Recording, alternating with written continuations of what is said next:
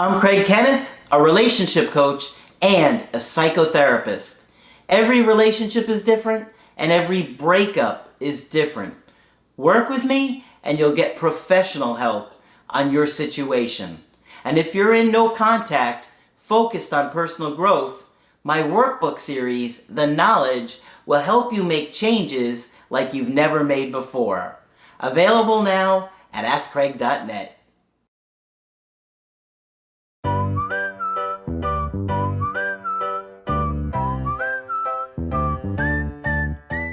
Hi there, I'm Coach Craig Kenneth. And I'm Coach Victoria. And today we're going to be talking about signs they aren't really single. Uh-oh. It happens a lot. It does. More than you would think. Yeah, sometimes people are not really available to be dating. Maybe that they're in a relationship already, or they're just not ready for a relationship. We're going to talk about what you want to look for, because if you're going to start getting attached to somebody, you're risking heartbreak, right? Anytime you date somebody, you're risking heartbreak, and you really want to know what you're getting into. If you're casually going out and just hanging out, having a good time, that's a very different thing than when you get attached to somebody and you're looking for a long-term commitment or a relationship. And, you know, Margaret and I have said for years, we've talked about this for years, how available is this person truly? Because some people will keep information from you or just give you half-truths. There's a lot of different things you need to be aware of before you invest your heart, because you don't want to get hurt, you know? And so we're going to look close at some of these things that we thought would be helpful for you to be aware of. Yeah, so we thought we would talk about this today to save you some heartbreak and to save you some sticky situations. So the first sign is that they don't go out with you in public. So if you're always spending time indoors, away from others, and always isolated, it's shady behavior. And it might mean that there might be other people involved that they don't want you to run into in public, or for other people who might know that they're involved with somebody else to see you both out in public. So this can be a maneuver that will hide you away from whoever else they're seeing or what other commitments they might have in their life. You do want to take everything into context, though. We are still in a pandemic at the timing of this video. Hopefully you're in the future and there is none. Right. No pandemic. And hopefully we're on the tail end of it. But either way, there could be some reasons as to why that person won't go out in public with you or go outdoors. Another reason could be financial availability. Maybe they don't have the means to take you out to eat or, whatever, but you do want to take everything into context. So don't take this one sign and run with it. Don't be like, he won't take me to the Applebee's down the street. I won't go. I won't take her. So watch till the end of the video and take into consideration all of the signs that we give. And if you're seeing multiple signs, then you can raise an eyebrow and see what's going on. Yeah. One of the things that you also want to think about is where you meet at. Are they always coming to your place late at night and that's the only time they're showing up over there? Or do they include you into their world? Do they invite you over to their place? Have you seen where they live? Yeah. I mean, I've talked to people that were like, yeah, I was with this guy for years and I never went to his place. Yeah. Like years. Like, yeah. You didn't think anything was up?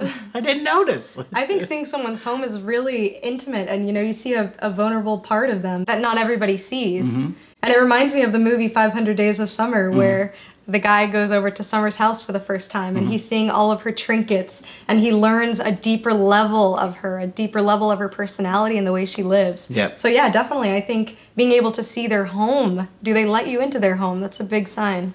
Yeah, because if they live with somebody, it's going to be awful hard for them to hide that, right? So think about that. If they're, married or living with somebody else, that would be a huge reason that they wouldn't invite you over to their place. You know, there could be pictures up, or obviously if you're in their bedroom, it's going to be pretty obvious. Yeah. But they're just going to be a lot less able to hide things if you're going over into their world as well. Exactly. And like Craig mentioned just earlier, consider the time. If they're always spending nighttime with you, then that's suspicious. Also, is it always at a certain time? If people have multiple people in their lives or people that they're trying to conceal from other partners, it's very hard to schedule that time. So if they suddenly have an errand to run, or if they're in a rush to leave, or anything like this that makes your gut feel like this was not right, this was very weird, then you're probably right. Yeah. Yeah. You would be surprised how well people are able to get away with this. I mean, I've heard people, and you'll probably leave a comment if you've seen this or have had this in your family, people will start entire families with other people. Oh my God. They'll leave or they'll still be in one family and they'll have an entire other family. I've had people have families in different parts of the world. How is that One possible? family over here, one family over here, and they didn't even know about each other. You probably need a spreadsheet to coordinate all of that. I mean, it just blows you away when you hear of it happening, but it happens, you know? Yeah. You know, obviously the dynamic of society has changed in a major way thanks to social media. And this is another big one. Yeah. How do they treat you on social media? Are they hiding you? Do they not add you? Like, do they not add you on their Facebook or their Instagram? Or do they not like you to comment or their stuff? Or do they not want to be in pictures with you? I just had a guy today that found out, or actually it was a woman today that found out this guy was dating other women because the other women had tagged him. Wow. And she had no idea. And she's like devastated and shocked. And people will do all kinds of things like this. And she was even more hurt because she's like, he wouldn't let me be in the pictures tagged, but he lets this other woman do it. Yeah. So you want to think about how they're treating you on social media. They could have fake accounts. They could have multiple accounts. They could be doing all kinds of sly, shady stuff there. But if you see that they're being transparent about things and tagging you, taking pictures with you, including you into their social media world, that's a good sign. Exactly. And you also want to notice how they handle their physical phone. Is it always face down? Is it in an area where you can't see? Are they very protective of it? And, you know, it's not okay for anybody to invade anybody's privacy. We certainly would not advocate for that. But it is to say, some people might have things on their phone that they want to hide from you, and it will show in their behaviors and how they manage those devices. Yeah, a quick story. I did a call with a girl yesterday who, she had been with this guy for 3 years at the time, maybe longer. Maybe it was like 4 years when it happened. Anyway, he changes his passcode out of nowhere. And of course, there was shady behavior. He started adding girls on LinkedIn. And LinkedIn? Yeah, exactly, right? That's interesting, okay. and starts seeing that. And so, of course, she was set off because she knew something was wrong. And, of course, he was up to no good. Yeah. But the passcode change was a big thing because they had always been transparent. And now, all of a sudden, he's putting a new passcode and doesn't want her on the phone. Yeah. Then and another thing he did was he started sleeping with his phone under the pillow. Oh, God.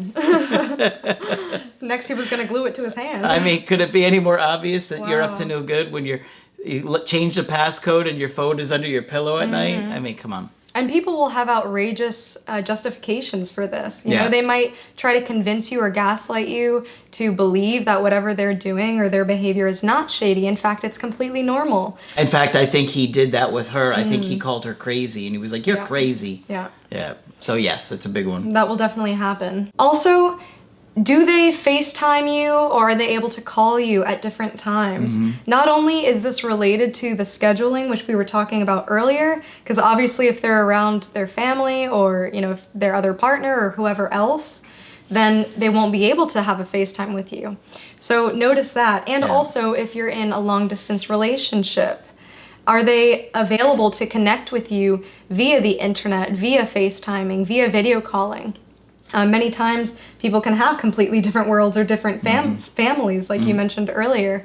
And also if you've never met in person before you actually start dating. Many people will catfish. Yeah. You know, there's that popular MTV show, which I love. But it's true, people will do this. And so you have to be cautious and you have to keep an eye out for these behaviors and question people when they come up with these excuses. Yeah. You know, you want to press them a little bit. Don't just let people get away with it immediately. You know, if they're just texting you, that's a big thing. Like, it's not hard for somebody to FaceTime you or Skype you or something. If there's some doubt going on, to say, look, here I am. Look, here. Right. I mean, I remember maybe a call maybe 3 or 4 weeks ago that I had where the guy FaceTimed the girl, and all of a sudden she like turns the camera around and there's a dude hiding in the closet. Oh my God. And the guy's like, who is that? And she's like, My brother. well, it's just a good friend of mine. And In the closet? yeah, exactly. And she was like, I didn't want you to get upset. And Wow. you know, yeah, according to her, there was nothing going on there. I think the guy was maybe gay. I mean, it was a girl and it was a guy friend that was supposedly gay. And so the boyfriend was like, yeah, this... The boyfriend's like, prove it. Yeah, exactly. But like, it's like, why hide that? Well, she wasn't spending much time with him. Yeah. She kept making excuses to hang out with him, but she found time to hang out with other people. So, you know, it was really suspect, and she only made it look worse. Yeah. Even if he was gay, she made it look a lot worse than it really was. Yeah, true. And people could have social anxiety and reasons why they would be hesitant to not have a FaceTime call or a Skype call.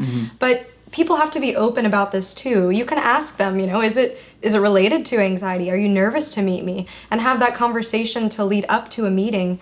But, you know, you have to be aware and take initiative on those types of things. Yeah.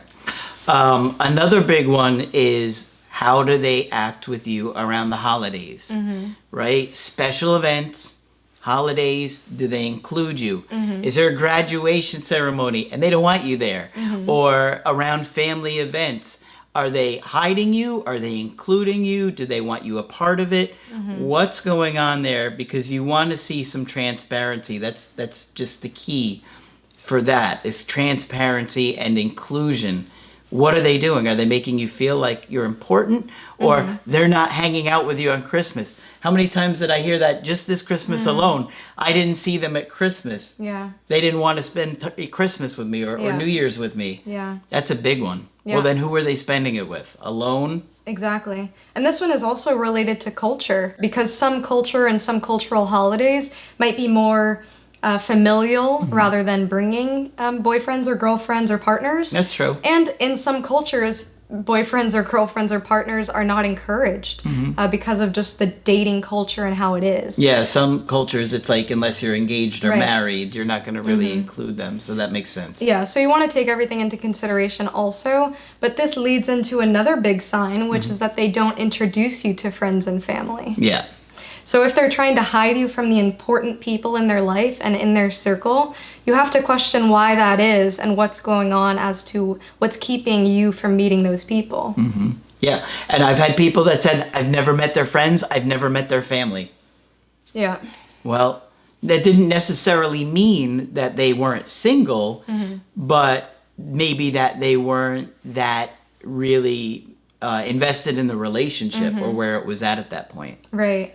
And there could also be other reasons as to why somebody would hide you from their family. Maybe their family's racist, or maybe, you know. That's true. There could be many reasons. Yeah. But as long Sadly, as... it's true. And this is why transparency is a huge part of this. Are they able to talk about those reasons?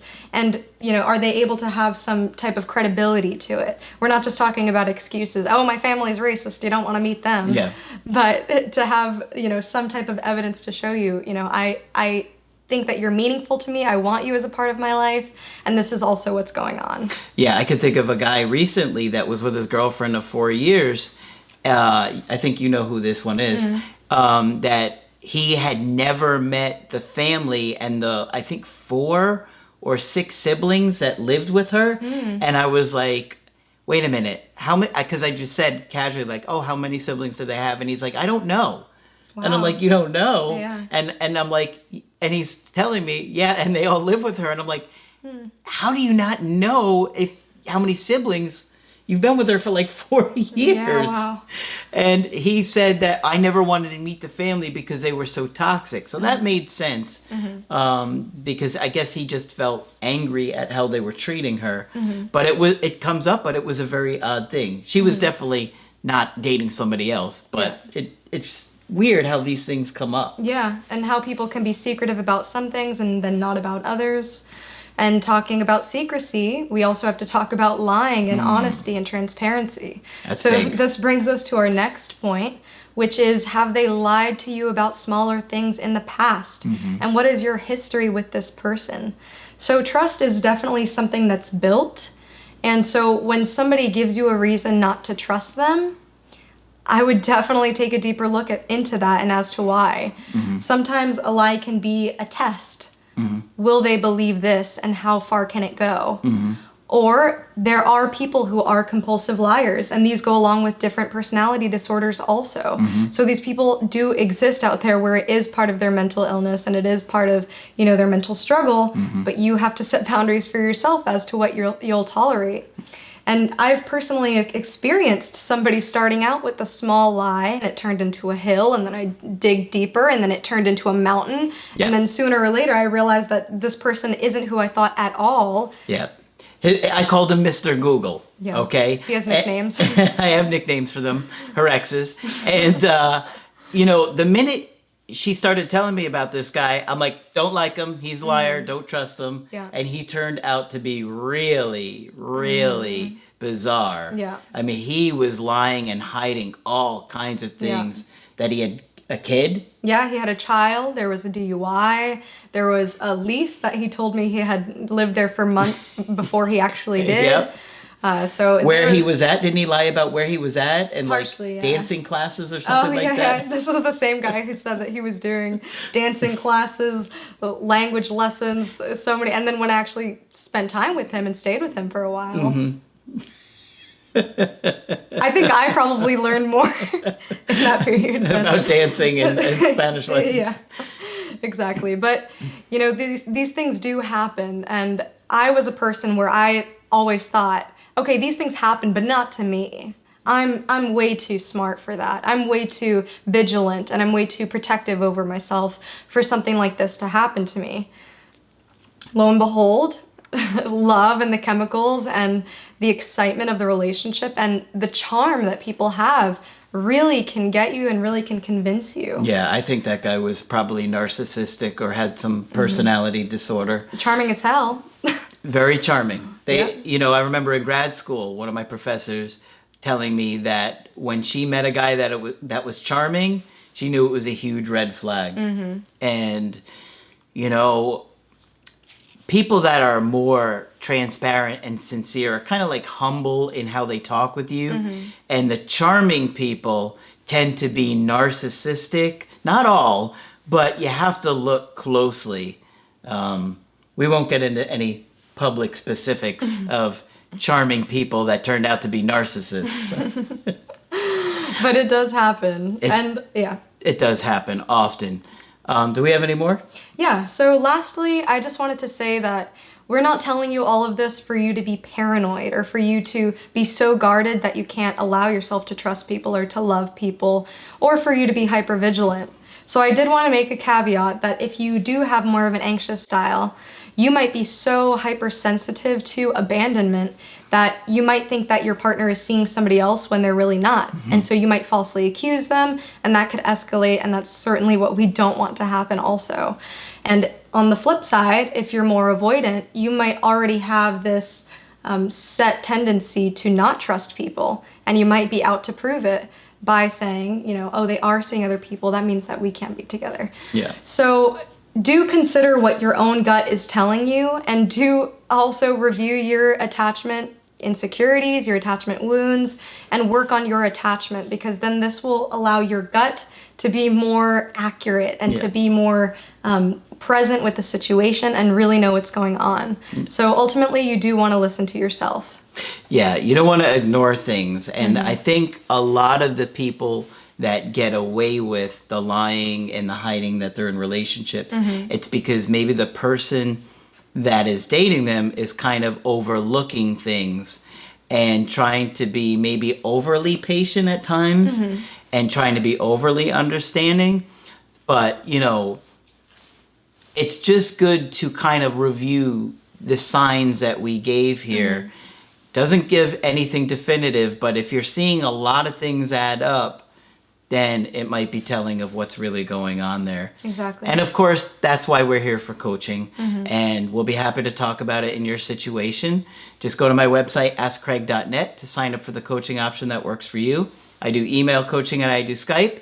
Of course, Coach Margaret is available for Skype coaching. She's amazing. And Coach Victoria will continue to train with us. I'll be here. But that's it for this video. I'm Coach Craig Kenneth. I'm Coach Victoria. And we will talk with you soon. To get my help personally, go to askcraig.net and click on Schedule Coaching and choose the option that works best for you. I do email coaching or Skype. To schedule a coaching with Margaret, click on Margaret on the top of the page and order a Skype with her. For the Knowledge Creative Healing course, click on the link at the top of the page and click Get Started Now.